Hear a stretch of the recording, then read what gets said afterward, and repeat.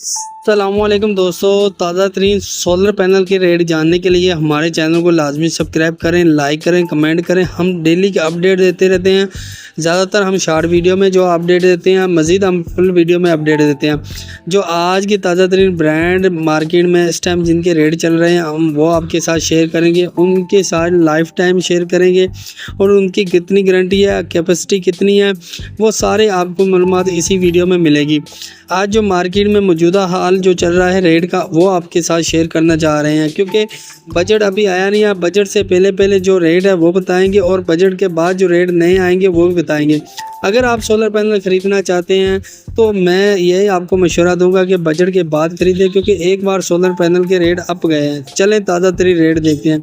सबसे पहले तो आपको बताते चले 645 वाट का जैसे लॉन्ची है 49 रुपये वाट है, 31,766 का है। जिंको है वो 585 में है, 50 रुपये वाट है, 29,000 का है।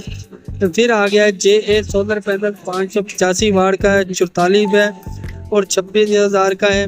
उसके अलावा अगर हम बात करें तो काफ़ी सारे हमारे पास ब्रांड इस टाइम मौजूद है 605 में और 585 में और 580 वाट में, 605 वाट में, 595 में और 590 में, 585, 585।